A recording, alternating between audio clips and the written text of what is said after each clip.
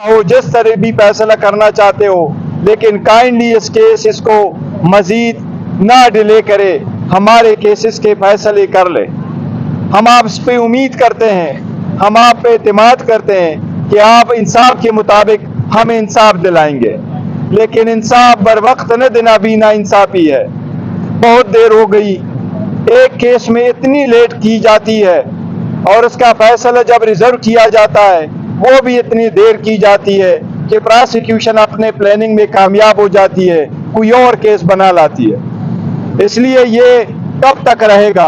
खान साहब ने आज मीडिया के सामने मीडिया को भी ये पैगाम दिया है कि आपके वसातत से मेरी सारी अदलिया से दरख्वास्त है कि मेरे केसेस के फैसले जल्द से जल्द करो।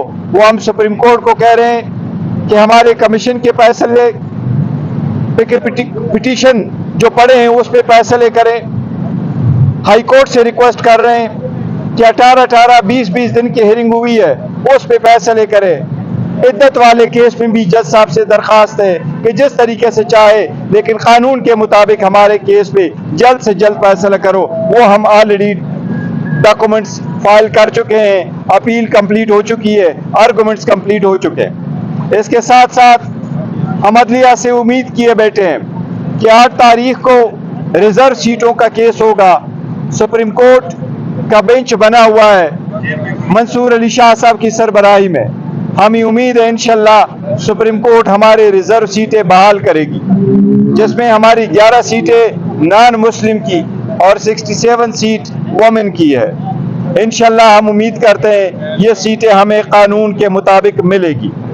खान साहब को आज बताया गया और खान साहब ने वाइट पेपर पे इत्मीनान का इजहार किया है।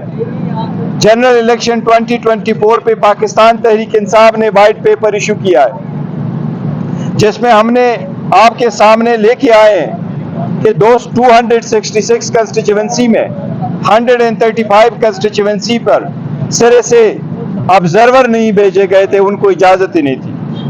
बाकी हमने आपको पूरी तफसील उसमें बताई है कि हम नेशनल असम्बली के 180 सीटें जीत चुके थे।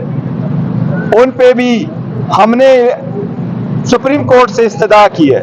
खान साहब ने आज उसको अफर्म करके खान साहब की इस्तदाबी में सुप्रीम कोर्ट के सामने पेश करता हूँ। जनरल इलेक्शन पे जो हमने वाइट पेपर इशू किया है, हमारी दरख्वास्त है कि उस पे जुडिशल कमीशन बने और इसके तह तक जाए कि किस तरीके से ये धांधली करवाई गई है और किसने ये करवाई है और किस तरीके से हमें हरवाया गया है। खान साहब ने आज मुज़ाकरात के बारे में भी बताया कि जो लोग हमारे मैंडेट चोर है उनके अलावा बाकी सब के साथ हमारी बात होगी इंशाअल्लाह ताला। गौहर साहब, एक तरफ आप अदलिया से दरखास्त कर रहे हैं, उम्मीदें लगा रहे हैं, दूसरी तरफ इमरान खान साहब ने आज कहा कि जो चीफ जस्टिस ऑफ पाकिस्तान है वो ताकतवर जो लोग हैं उनके ओपनिंग बैट्समैन है, तो किस तरह मामला हल होगा? देखिए, खान साहब ने देखो अदालत नहीं, अदलिया पे खान साहब ने नहीं कहा कि अदलिया पे मुझे एतमाद नहीं है। पाकिस्तान तहरीक इंसाफ के सारे वकला, ILF, हम जो खड़े हैं, हमारे इवन लीडरशिप, हम 6 जजेस के तहफ़्फ़ुज़ के लिए सुप्रीम कोर्ट पहुंचे। हम अदलिया को मजबूत करना चाहते हैं, हमने अदलिया को मजबूत किया। खान साहब खुद अदलिया के आज़ादी के लिए जेल जा चुके हैं, लेकिन खान साहब ने जो जिक्र किया वो इस तनाज़ुर में था कि चीफ जस्टिस साहब फरमा रहे हैं कि मेरे होते हुए कोई इंटरफेरेंस मेरे साथ नहीं हुई। तो वो कह रहे हैं जहां इंटरफेरेंस होनी थी वहां इंटरफेरेंस हुई, जहां उनको जरूरत पड़ी कि यहाँ इंटरफेरेंस करी वहीं जरूरत हुई।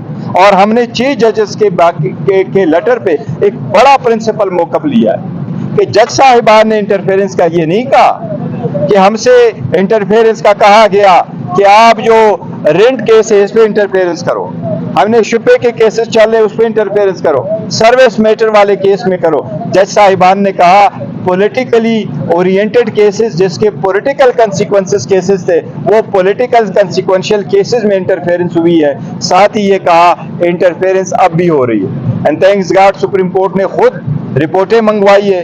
पेशावर हाई कोर्ट ने कहा इंटरफेरेंस हो रही है, सिंध हाई कोर्ट ने कहा इंटरफेरेंस हो रही है, लाहौर हाई कोर्ट कह रही है इंटरफेरेंस हो रही है, सुप्रीम कोर्ट के जजेस ने कहा कि आज भी इंटरफेरेंस हो रही है। हम तो एज ए सिटीजन कह रहे हैं, और खान साहब की पार्टी का नाम ही तहरीक इंसाफ है। खान साहब हमेशा यही इस्तदा करते रहे, अदली स्ट्रांग होगी, रूल अपला होगा तो मुल्क बेहतर जाएगा, आवाम के हकूक का तहफ़्फ़ुज़ होगा, यहाँ इन्वेस्टमेंट भी आएगी। आपने पूरी दुनिया की इन्वेस्टमेंट का रिकॉर्ड देखे, जिस तरीके से आजकल वो बड़ा एक अच्छा प्रोग्राम कर रहे हैं जियो वाले, इस मरतबा कर डालो, जो हम अप्रिशिएट कर रहे हैं और होने चाहिए। लेकिन किस तरीके से इन्वेस्टमेंट आई? पूरी दुनिया में सबसे पहले आपकी ओवरसीज अपने मुल्क में आके इन्वेस्टमेंट करते हैं। जब तक रूल अपना नहीं होगा, जब तक स्टेबिलिटी नहीं होगी, तो किस तरीके से इन्वेस्टमेंट आएगी? इसलिए अदलिया का इंतहाई अहम रोल है, और इस सिलसिले में खान साहब कह रहे हैं। आप एक सेक्रेटरी दिफा ने एक आर्टिकल लिखा है द नेशन में, उन्होंने कहा कि on the behalf of Imran Khan वो एस्टेब्लिशमेंट से मुज़ाकरात कर रहे हैं। आप बीइंग अ चेयरमैन पीटीआई इसके ऊपर क्या मौक़िफ़ रखते हैं? और जो 3 रुकनी जो कमेटी आप लोगों ने बनाई, उसमें आपका नाम क्यों नहीं शामिल? आप तो मुश्किलात के साथ नहीं। देखिए, वो जो खान साहब ने उसका तस्करा खुद किया, हमने 3 रुकनी कमेटी नहीं बनाई है कि 3 रुकनी कमेटी है। खान साहब ने कहा मैंने इनको लिखा है, they each one of them on their own authorise है।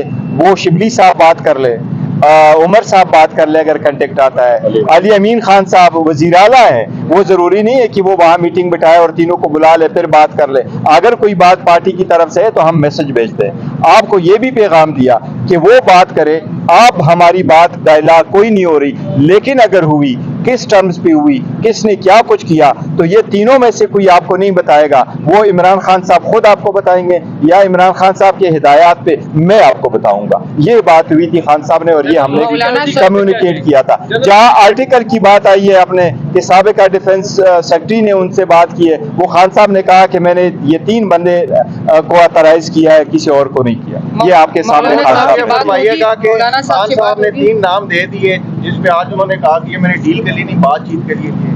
क्या ये 3 नाम खान साहब ने जो बातचीत के लिए नॉमिनेट किए, खान साहब ने अपना मैसेज तो जहां पे पहुंचाना था वो पहुंचा दिया, क्या वहां से कोई ग्रीन सिग्नल आपको आया है? देखिए, वो खान साहब ने 2 बातें इस पे